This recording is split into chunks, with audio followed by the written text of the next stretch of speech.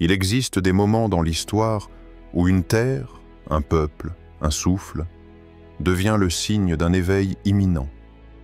Aujourd'hui, l'Algérie semble vibrer d'une énergie mystérieuse, un signal silencieux que beaucoup perçoivent, mais peu osent nommer. Dans cette vidéo, nous allons explorer pourquoi certains croient que ce pays est au cœur d'une prophétie ancienne, annonçant le retour imminent du Mahdi, ce guide que l'humanité attend depuis des siècles. Mais au-delà des signes extérieurs, c'est une invitation à plonger dans notre propre âme, à préparer nos cœurs à une vérité profonde. Es-tu prêt à entendre cet appel, à sentir cette lumière qui se lève au milieu des épreuves? Alors, embarque avec moi dans ce voyage spirituel, entre mystère, révélation et espoir. Car parfois, un simple signal peut changer le destin du monde. 1. Quand une terre s'éveille, l'appel silencieux de l'Algérie. Il est des terres que l'histoire oublie, et d'autres que le ciel n'abandonne jamais. Et l'Algérie fait partie de ces terres que les anges n'ont jamais quittées. Une terre vaste comme une prière murmurée à l'aube, un souffle profond au creux du silence. Un lieu où les grains de sable portent les cicatrices des siècles et la mémoire des hommes prosternés. Depuis les hauteurs d'Alger jusqu'aux plaines du Tel, depuis les profondeurs du Hogar jusqu'aux rives de Tamanrasset, tout semble attendre.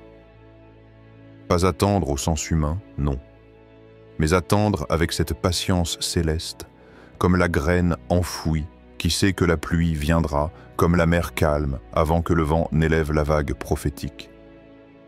Quelque chose s'éveille dans cette terre. Mais ce n'est ni un cri, ni un tumulte.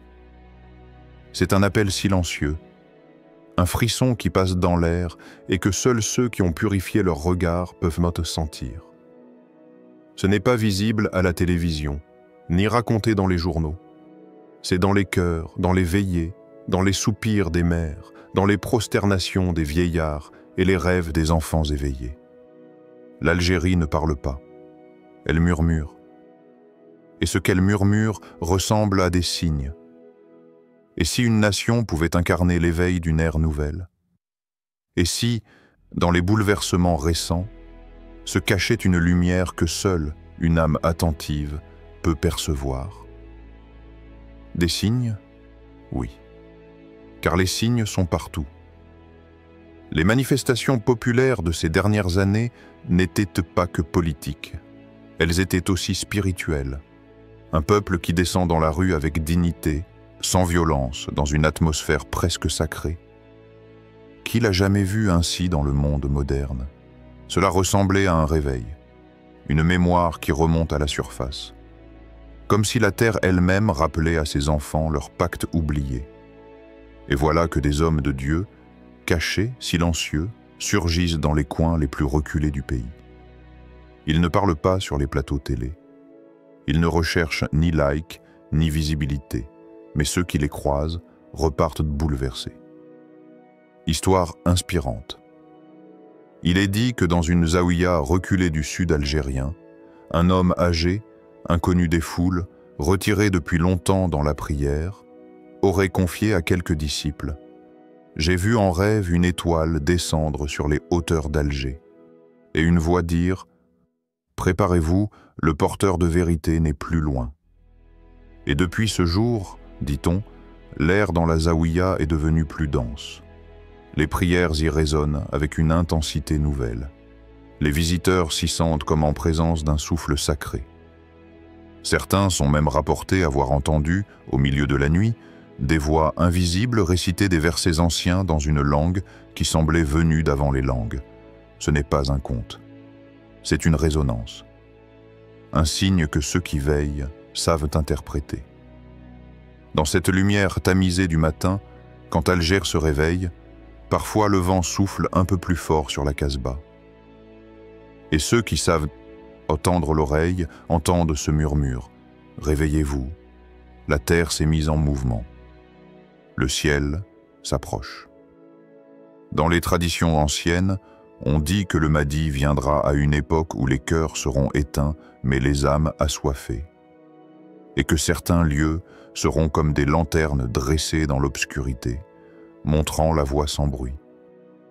Et si l'Algérie était l'une de ces lanternes, une flamme pas encore flamboyante, mais déjà prête à éclairer? Et toi, spectateur, as-tu senti ces derniers temps une agitation en toi?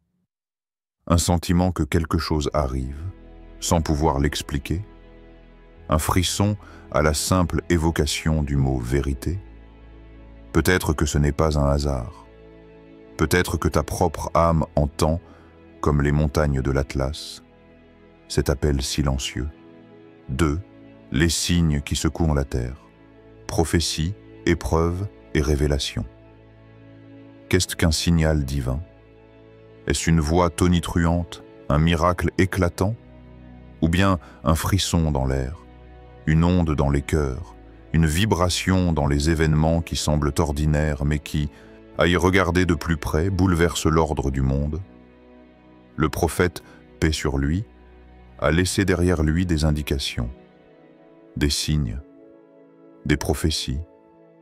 Parmi elles, des remous dans certaines régions du monde, des bouleversements qui ne seraient ni pas simplement géopolitiques, mais spirituels, des nations qui traverseraient des douleurs, non pour être brisées, mais pour être purifiées. L'Algérie, ces dernières décennies, a connu des douleurs, des blessures, des trahisons, des souffrances profondes. Mais il y a une sagesse que seule la douleur peut révéler. Lorsque l'on regarde les épreuves avec les yeux de l'âme, elles ne sont plus des malédictions. Elles deviennent des signes d'appel, car dans l'ordre divin, l'épreuve précède souvent la délivrance. Est-ce que les épreuves de l'Algérie ne sont pas une purification avant l'honneur? Est-ce qu'une souffrance nationale pourrait annoncer une élévation spirituelle collective? L'histoire nous enseigne que chaque terre choisie pour porter un message divin traverse d'abord le feu de l'épreuve. La douleur n'est pas une punition, c'est une gestation. C'est comme si Allah forgeait dans les cendres une génération nouvelle, une conscience nouvelle, un cœur collectif plus résistant, plus lucide, plus orienté vers l'au-delà. Si l'on observe bien, on voit que les douleurs du pays ne sont pas linéaires. Elles montent, elles redescendent, elles changent de visage, mais elles convergent vers quelque chose de plus profond que la simple politique, quelque chose qui a à voir avec l'identité spirituelle d'un peuple. Les anciens sages disaient « Lorsque la terre pleure, c'est que le ciel prépare un secret. » Et les pleurs de l'Algérie, silencieux, discrets, enfouis dans les regards fatigués, sont peut-être les signes d'un basculement, histoire spirituelle. À Constantine, après une prière du vendredi dans une mosquée ancienne, un vieil imam resta assis, le front contre son bâton, les yeux rougis. Un jeune homme s'approcha, inquiet, et lui demanda « Cheikh, pourquoi ces larmes ?» L'homme, d'une voix tremblante, répondit « Le vent souffle différemment ces jours-ci. C'est comme si la terre elle-même attendait quelqu'un. » Cette phrase résonne comme un écho dans les âmes sensibles. Comme si même les savants qui ont longtemps étudié les textes commençaient à ressentir quelque chose que aucun livre ne peut enseigner. Un frémissement, un silence habité. Et dans les traditions islamiques, il est dit que certains signes ne se verront que par ceux qui veillent avec le cœur. Les tensions régionales, les cris d'un peuple qui veut respirer autre chose que la poussière du mensonge, les appels à la justice, les voix des jeunes qui refusent l'endormissement spirituel. Tout cela semble chaotique. Mais dans l'ordre divin, le chaos n'est qu'un prélude à la lumière. Allah a toujours précédé ces délivrances d'un effondrement apparent. Et si l'Algérie était en train d'être vidée de ses illusions, pour pouvoir être remplie de vérité, et si la douleur que ressent ce pays était en fait l'ouverture d'un portail spirituel. Certains ulémas disent que le Mahdi ne viendra que lorsque les cœurs seront prêts. Pas dans le confort, mais dans la détresse sacrée. Ce moment où une nation, acculée, se retourne enfin vers son Seigneur, non par peur, mais par soif de retour. Et si ce moment pour l'Algérie approchait à grands pas? Et si les secousses actuelles étaient le nettoyage nécessaire avant le revêtement sacré? Peut-être que ce que vit ce pays n'est pas une crise, mais une naissance. Et toi, frère, sœur, as-tu déjà pleuré sans savoir pourquoi? As-tu déjà senti un poids dans ton cœur en regardant la souffrance d'une nation, comme si une vérité invisible voulait éclore? As-tu déjà eu le sentiment que les douleurs du monde annonçaient quelque chose de plus grand, de plus pur, de plus proche de l'invisible? Peut-être que ce n'est pas un hasard. 3. Le peuple du Nord. Les 313 du Mahdi. Sont-ils déjà là? Le Mahdi ne sera pas un être isolé, un simple homme descendant du ciel sans trace ni soutien. Il viendra accompagné d'une élite choisie, celle des 313. 313 hommes, ni plus ni moins, dont la foi est pure, la sincérité est éclatante et dont le cœur bat au rythme de l'invisible. Ni l'épée, ni la force brute ne les désignent. C'est leur lumière intérieure, leur engagement profond qui en fait les porteurs du flambeau. Parmi ces 313, il est dit que certains viendront du Maghreb. Une terre souvent méconnue des récits grand public, mais une terre vibrante d'histoire, de courage et de spiritualité. Une terre où les montagnes s'élèvent comme des sentinelles, où les mers murmurent des secrets, où chaque vallée respire la mémoire des anciens et la soif des nouveaux. Et toi qui écoutes ces mots, toi qui ressens ce frisson, cette tension au fond de l'âme, as-tu déjà ressenti que ce monde t'écrase mais que ta flamme intérieure refuse de mourir? As-tu déjà prié seul, tard dans la nuit, en sentant que tes mains n'étaient pas seulement tendues vers Allah, mais vers un appel plus grand?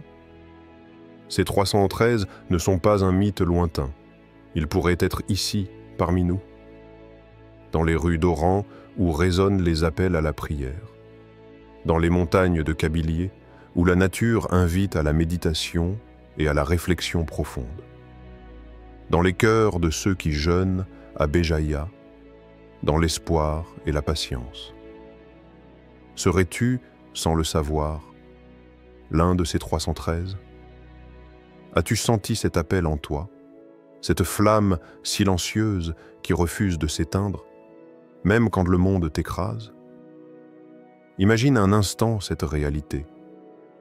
Toi, un simple homme ou une simple femme, portant en secret la mission sacrée d'accompagner le Mahdi, portant le poids, certes, mais aussi la lumière, la force et l'espérance. C'est un fardeau, mais c'est aussi une grâce, un appel à se réveiller, à dépasser les doutes, à s'arracher à la médiocrité ambiante. Ce n'est pas un destin réservé à une élite visible, mais une invitation à chaque cœur sincère, à chaque âme éveillée, histoire inspirante. À Tizi Ouzou, dans une modeste mosquée aux pierres anciennes, un homme sage parlait à son fils, assis à ses côtés, dans la lumière douce du crépuscule. Il lui dit: chaque génération attend un sauveur, mais certains d'entre nous doivent comprendre qu'ils ont été appelés à être les préparateurs. Ces mots sont une clé. Ils disent que la venue du Mahdi n'est pas une attente passive. Elle est un engagement, une responsabilité, une mission. Chaque jour, ces 313 préparent le terrain par leur foi, leur humilité, leur engagement envers la justice et la vérité. Ils sont discrets, invisibles aux yeux du monde, mais leur énergie est puissante. Ils ne cherchent pas la reconnaissance, ils cherchent la purification.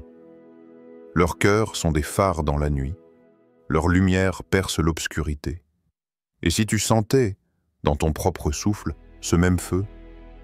Si tu découvrais que la lutte intérieure que tu mènes est en réalité un entraînement sacré?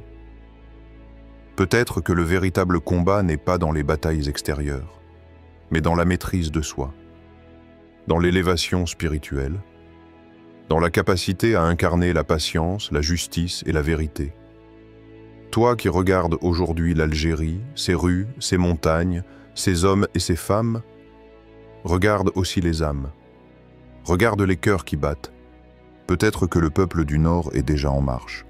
Peut-être que les 313 s'élèvent silencieusement et que le temps du retour approche. 4. La lumière cachée. Le lien invisible entre l'Algérie et la fin des temps. Il est des vérités qui ne se racontent pas à voix haute, mais qui se sentent dans le silence du cœur. Des liens invisibles tissés par la sagesse divine que seuls les cœurs purs peuvent percevoir. L'Algérie, par son histoire tourmentée, par son âme brûlante, pourrait bien être connectée à ce fil sacré qui relie ce monde à l'ultime réveil de l'humanité. Dans la quête du Mahdi, beaucoup imaginent un homme, un conquérant, un guide visible et puissant.